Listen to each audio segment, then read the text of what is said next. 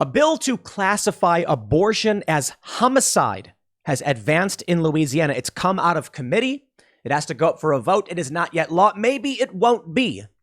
But this is a major move towards, in my opinion, civil war.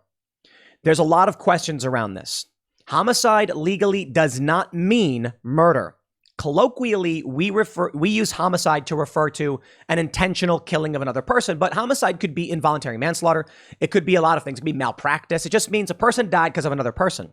However, considering abortions are intentional acts, this would mean that aborting a baby would be murder. I think we are inching towards civil war with this one. Maybe it'll be a peaceful divorce. I don't know. But back in the 1800s, we actually thought, I should say we, but the United States thought it was going to be a peaceful divorce. No one thought war was going to break out. Several states had already seceded from the Union and there was no war. It was, at that point, a peaceful divorce. But civil war, I believe, is inevitable in these circumstances. What happens is these states secede and then the issue of military comes up. This is a really interesting point. I think it was Stephen Marsh who brought it up because he wrote a book, The Next Civil War. I talk about it quite a bit because I think it's very insightful, though I disagree with a lot of his perspective because I think he gets too much of his news and information from establishment sources. But he does bring up really interesting historical points. And that is, once it came to the issue of military, ain't nobody going to give that stuff up. So the North is like, yo, this is our military base. And South Carolina's like, dude, no, it's not. We are not part of the Union anymore. Get out. And they were like, nah. And they're like, we're going to fire upon you. No, you're not. And then they did. And even Jefferson Davis didn't think it would be, or wasn't sure if it would be the start of a civil war. But there's a lot to talk about. I started thinking about personhood.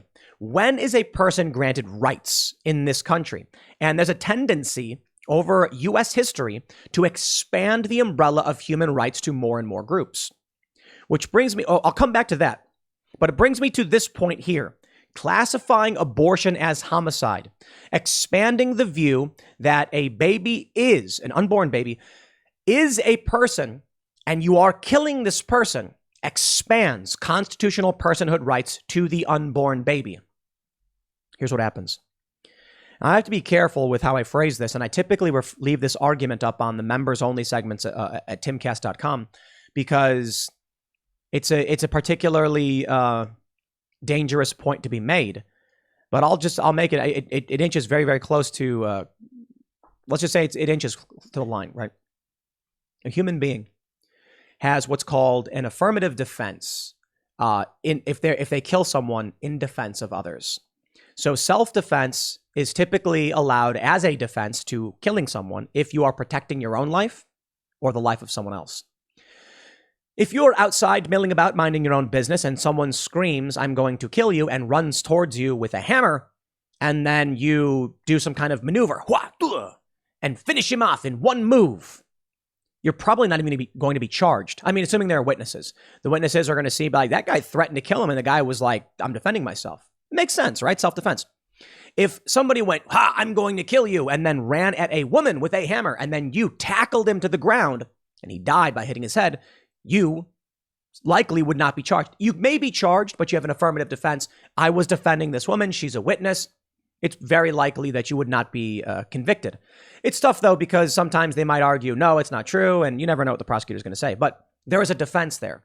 There is an exception to killing someone in defense of others. If Louisiana classifies a fetus, if they say the fetus has personhood rights, and it is a homicide, then there is an interesting legal question about what happens. Let me slow down and phrase it this way.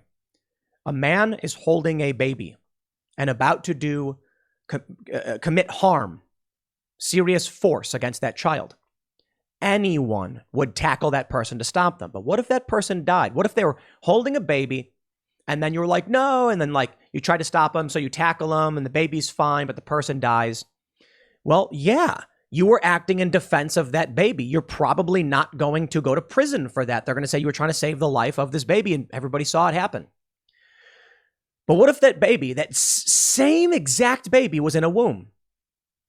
Now things get interesting, don't they? It's the same exact, let's say the same exact life form, the same exact period of gestation. 9 months this baby has grown in the womb. and then one baby is out of the womb and someone seeks to cause it harm, you'd have an affirmative defense to protect that baby. What about the baby in the womb in Colorado where they've removed restrictions? Well, would you still have those protections? My point is, if we grant personhood rights to the baby, there will be something really interesting about what happens to abortion doctors who are committing what is classified as a murder and how they would be protected or not protected. I think the end result of all of this is that abortion will be banned. I can't see the future, but I look to the past and look at the tendencies of humanity, particularly of the American people, and where we end up, and we end up expanding personhood rights.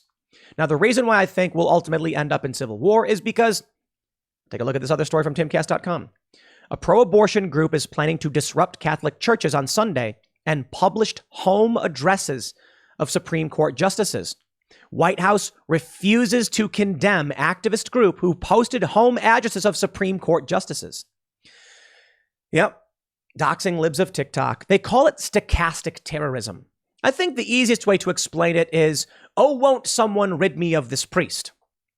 It's when, I can't remember the king who did that, but he said that and then someone went and rid him of that priest. And it was like, he was like, hey, well, I didn't want him to kill the priest. I was just exasperated or something. It's like, well, if you publish someone's address, you're basically hoping that someone commits an act of violence against them. You're supplying people with what they would need to commit harm against someone. It's a tough question. You do have a First Amendment right to publish someone's address. I just don't think you should. So can you really blame someone for being like, hey, they live here? I think to a certain degree, culturally, yes. I think legally, it's tougher than that. But let's talk about where we end up. Let me talk about the Constitution and the American people.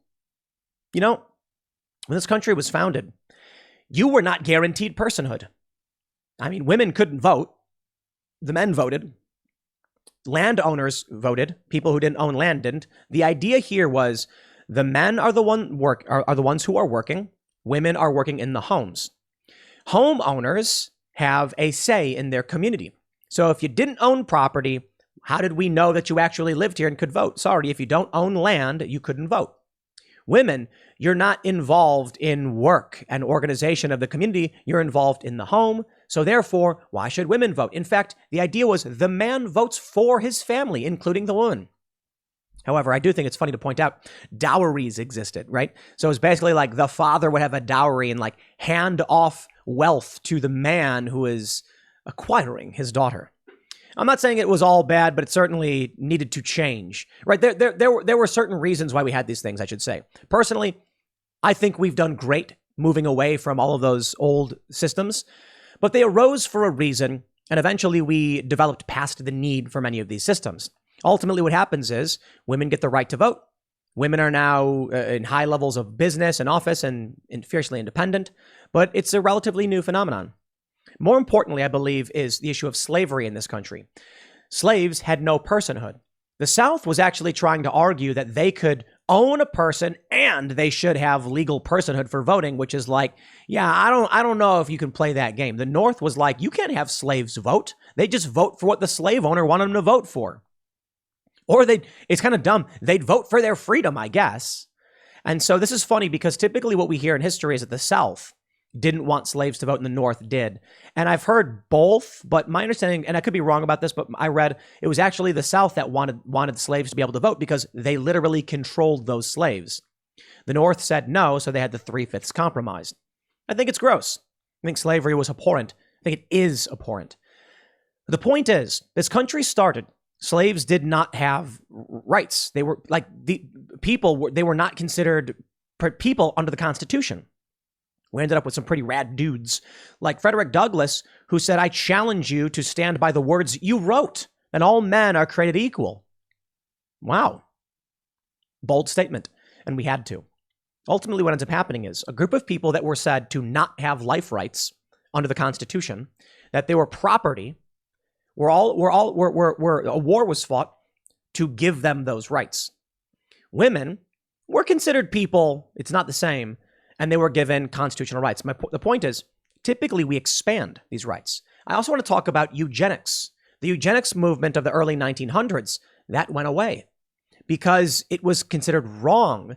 It violated the life rights of people. This idea, eugenics back in the day, was promoting only good breeding, which was taken to its psychotic conclusion by Hitler, that he was going to choose just one race that had to be, it's nuts. Humans have a right to reproduce. And honestly, it is good that even dumb people reproduce. You do not want a homogenized gene pool. You want variety. Decentralization, it makes a species more resilient. But this idea that we could control or restrict a person's right to reproduce was not allowed. Ultimately, it fell by the wayside. But remnants of it still exist in, say, Planned Parenthood. I know a lot of people don't want to accept this, I suppose, but Margaret Sanger was a eugenicist. That is not a moral statement on today's Planned Parenthood, but it is the origins of Planned Parenthood. Which brings me to today. If the tendency over the history of the United States is to expand personhood rights, then I think we're going to see two things. One, in the trans debate, you will see trans people being granted the rights to identify as they see fit, and the law must recognize that. You will also see abortion completely banned. The reason for this: unborn babies are unquestionably human, period. They have the potential to grow into a fully fledged human because they're babies. That's what babies do. They have human DNA. They have human blood and cells. They are attached to, they're humans. Now, the argument, I suppose, comes from the left as to when a baby is alive. And they've not presented any real argument as to when a baby is alive. I've heard after birth. The 14th Amendment says when a person is born. When a person is born, I do think we will ban abortion. I really, really do. And the reason is, throughout the U.S., as I mentioned, the tendency towards granting more rights, I don't see why we would move away from that. Now, some have argued that in tort law, we were reading an amicus briefing from, I can't remember what the year was from, but I pulled up, it's from the Supreme Court. Several justices argued that in 1850 to 1880, the law was that unborn babies were people under the 14th Amendment. And that was fascinating. That was tort law. But so it wasn't precedent. I suppose it was the law had dealt with the issue as if that were the case. But ultimately in the 1970s, you get Roe v. Wade, which is a woman has the right to privacy, which means she can abort. The general idea was that if a woman is raped, that the government has no say to come in and mandate this information from them and things like that. It's a really interesting issue. I don't know, there's a lot more to Roe v. Wade than that, but the issue comes down to, you can say that you want to protect the rights of the woman and that she has a right to choose. That I understand. But you don't have a right to choose to kill someone. I recently was talking to the newsroom over at Timcast. I said, guys, I don't think we're going to say pro-choice or pro-life anymore. I'm not interested in saying either term. Those are political terms. You're either for abortion or against abortion when we're talking about abortion. When people on the right say they're pro-life, the left says, what about the death penalty or what about animals? You don't care about life. You only care about... It's like, okay, look, fair point. Life means more than just abortion. It's a political term. But pro-choice, you're not talking about choice. You're pro-vax mandate. You're pro-abortion or you're anti-abortion. Now, the funny thing is, being pro-abortion or anti-abortion still sounds like it's kind of biased towards the right? No. If we were going to headline our articles in favor of the right, we would say anti-abortion and pro-baby murder. Anti-baby murder, pro-baby murder. No, it's abortion. Abortion is the issue.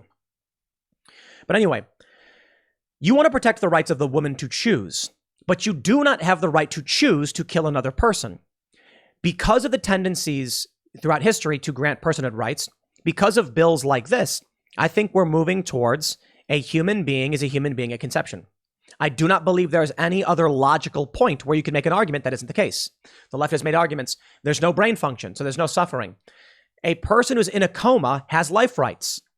It appears that the left's argument, the traditional liberal and left argument about abortion or life, is that you are granted life rights and constitutional rights when society deems it so. I say no. I say we are bestowed with inalienable rights. Now, I am not pro-life. I am not. absolutely anti-abortion. But if we were going to say pro-choice or pro-life, those are political terms, and I personally would probably fall into the pro-choice category, but probably as close to the line as you could possibly be. If we were going to fall into the pro-abortion or anti-abortion terms in general, I would be anti-abortion. I believe abortion is wrong, but let me clarify. As Seamus and Matt Walsh have pointed out, I want to make sure we're being very clear on what these terms mean. If a woman has an ectopic pregnancy, then I believe you terminate the pregnancy. If a woman has a septic pregnancy or a cancerous pregnancy, I believe you terminate the pregnancy. I don't care for semantics. The point is maximizing good. There are two people here. If you can't save the baby and you have to abort, then you have to. I don't care about your semantics. However, I do believe in any circumstance that the pregnancy would be terminated, you should try to save the life of the baby. But sometimes there are issues where a woman has a pregnancy gone wrong. There's also the question of liberty. Now, I know people were yelling at me on Timcast IRL yesterday because I said I did not agree with the state enforcing a rape victim to carry a baby. I do not have that within me. That the state could say, through no fault of your own, your body is now someone else's. Or at least for the next 9 months. There are interesting questions about this argument where it leads. And I don't believe the argument is answered by saying, but it's your child. That's what one thing Seamus said to me. That doesn't change the fact that the state is saying your blood now is to be given to someone else. That doesn't. The other argument was, yes, but women, when they get abortions, it's mostly elective. That does not change the fact that I am saying I do not believe the state has the right to force someone to provide their body to someone else. Now, if you want to have an argument about choice, meaning a woman chose to allow someone to occupy their body, I completely agree. If you allow someone into your body and now they're dependent upon you, then I don't think you have a right to just kill them. You sort of entered into this position, and through no fault of the baby would die, but it is your fault. It is your choice. It is your responsibility. I'm pro-choice, right? If you choose to get pregnant, you made your choice. If you did not choose to get pregnant, I do not believe the state has a right to enforce that you carry that baby. I just can't. I know. And a lot of people, come on, guys. They're chatting like, Tim lost the argument. I'm like, the argument is a position of morality, which is either you're for or against. For me, I do not believe the state has the right in any circumstance. Well, I shouldn't say in any circumstance. In this particular instance of rape, to force you to carry another human being. I do think there's an interesting question of choosing to have sex, getting pregnant. The problem arises when women lie and say they were raped. And what people say is what'll happen then is there will be many more false accusations. I don't deny that. I don't deny there would be negative repercussions. I am not advocating for policy. I am saying I don't believe the state has a right to do this. If you want to argue bad things would occur after the fact, and so the law ends up in place, I didn't say that was not going to happen. I didn't say that was wrong. My point is, if the state came to me and said, your body is now going to be provided to someone else, I would be like, that is never going to happen. But that doesn't mean I am the arbiter of morality. Ultimately, regardless of what I think should be, the end result of human history, in the United States particularly, is that we will recognize the life rights of the baby, and I think there's one simple reason why that would be the case. In Virginia, Kathy Tran argued for abortion up to the point of labor, meaning the mother would be dilating and about to give birth to a baby which can survive on its own, and they could kill it. That makes no sense. There's no logic there. Someone has to advocate for those who can't be advocated for, right? We see this with people who are in comas. There's legal disputes, and there's someone to represent those who are incapable. If there were two babies that had, from the point of conception, 9 months later, but one had been delivered and one was still in the womb, why is it that you can kill one but not the other? They're the exact same thing. The only difference is that one didn't come out of the womb yet. Women give birth, it's not absolute science, it's a tendency, right? 9 months. But sometimes it's a little late, sometimes it's a little early. You try to plan for the exact day, and sometimes they induce labor to get the exact date. Babies can stick around for a little bit longer, or they could be in for a little bit less time. So let's say at 8 months and 3 weeks, a baby is born, perfectly healthy. And it's like, oh, look at that, just a little bit early. And it's crying and it's living and everyone's smiling and they put it in a little blanket and it's taking care of itself. You could not harm that baby. If you put that baby in a dumpster, you go to prison. If you harm that baby in any way, prison. But what happens if the baby's in your gut, in your womb, and you're in Virginia where they're trying to do this? Or let's just be real, Colorado. And the doctor says, time to die, and snips the neck of that baby. For what reason is there a legal distinction between inside the womb and outside of the womb at this point? So ultimately, I say, yes, I understand no second trimester, no third trimester abortions. Perhaps I think there's a compromise on first trimester abortions for the sake of, I don't know.